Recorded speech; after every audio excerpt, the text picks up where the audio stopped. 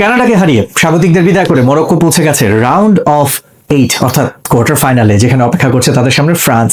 কানাডাকে হারানো ম্যাচে মরক্কো বেশ কিছু প্রশ্নের উত্তর নিয়ে হাজির হয়েছে এবং যেই উত্তরগুলো খুবই ইম্পর্টেন্ট ছিল এটা জানার জন্য যে মরক্কো কি, কেন 2022 সালের বিশ্বকাপ মনে আছে, সেমিফাইনালে তারা গিয়েছিল, ফ্রান্সের সঙ্গে হেরেছিল 2-0 গোলে। সেই মরক্কো এই মরক্কোর অনেক পার্থক্য। তারা ছিল তখন সারপ্রাইজ, আউটসাইডার্স। এবার তারা প্রমাণ করছে তারা আউটসাইডার না, ফ্লুক না, তারা কনস্ট্যান্ট টিম। 34টা ম্যাচে একটা দল যদি অপরাজিত থাকে আপনি তাদেরকে বলতে পারেন না যে তারা ফ্লুক টিম, তারা এমনি এমনি এত দূর পর্যন্ত চলে এসেছে।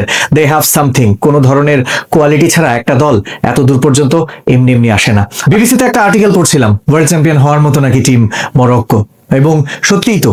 প্রথমত দেখুন, একটা ওয়ার্ল্ড চ্যাম্পিয়ন টিমের কি বৈশিষ্ট্য থাকে, 1-2টা চান্স পাবে, ওই 1-2 মিনিটের মধ্যেই খেলার খোল নলচে বদলে দেওয়ার ক্ষমতা তারা রাখে। অর্থাৎ তারা ম্যাচের ভাগ্য ডিসাইডার, প্রোঅ্যাক্টিভ। তারা অবশ্যই অপোনেন্ট কি করবে সেটার জন্য বসে থাকে না যে আমি এই অপোনেন্টের সাথে এই ধরনের দল সাজাবো।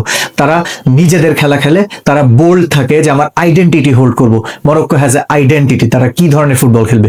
এবং ঠিক সেই কারণেই মরক্কো 5টা মাত্র শট নিয়েছে, তার মধ্যে 3টা গোল করেছে। দে নো কিভাবে ম্যাচের ফল বের করতে হয়। মরক্কো কখনো চাপের মধ্যে খেই হারায় না, মরক্কো কখনো অপোনেন্টের জন্য নিজের খেলার ধরন বদলায় না। 34টা ম্যাচ একটা দল এমনি এমনি অপরাজিত থাকে না এতগুলো দিন ধরে। রিয়াল মাদ্রিদকে মনে আছে ম্যানচেস্টার সিটির সঙ্গে সেই ম্যাচটা বার্নাবাউতে, এবং ওই সিজনটাই চেলসি, পিএসজি প্রত্যেকের সঙ্গে কিভাবে তারা কামব্যাক করেছে, ম্যাচের ফেসটাকে কিভাবে কন্ট্রোল করেছে।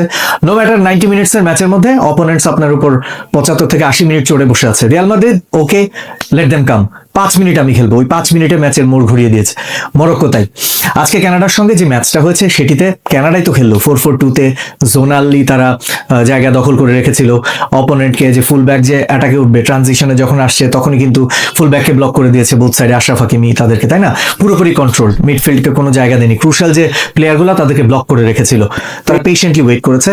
ট্যাকটিক্যালি তারা খুবই বুদ্ধিদীপ্ততার সঙ্গে যখন দেখছে এভাবে কাজ হচ্ছে না, সেট পিস থেকে তারা প্রথম তাদের যে গোলটা উনাহি প্রথমটা করলেন সেইটাই একটা নতুন আইডিয়া নিলেন। এরপরে অপোনেন্ট খুলেছে, যেহেতু গোল খেয়ে প্রেসারে পড়ে গেছে তখন তো তারা ওপেন হবে, তারপরে তারা তাদেরকে মেরেছে। সুতরাং মরক্কো ওয়েট করে, তাদের সিচুয়েশন আসবে এটা বিলিভ করে। তো গতবার সেমিফাইনালে গিয়ে আফ্রিকার প্রথম দল হিসেবে সেমিফাইনাল পর্যন্ত খেলার একটা রেয়ার রেকর্ড সেটি গড়ে ফেলেছে তারা।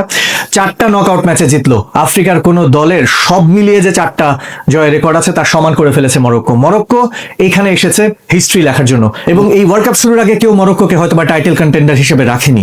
তবে বিশ্বকাপ যখন শেষের দিকে আসছে, আপনি যত বড় দলকেই বিশ্বকাপের ফেভারিটের দৌড়ে এগিয়ে রাখেন, মরক্কোর নামটা আপনি যদি সেই জায়গায় এখন এসে না তোলেন, অ্যাটলিস্ট কোয়ার্টার ফাইনালে এসেও, তবে ওয়ার্ল্ড কাপ ফুটবলের সেই চার্ম এখনো আপনাকে বাস্তবতায় একটু চোখ তুলে তাকাতে সাহস যোগাচ্ছে না।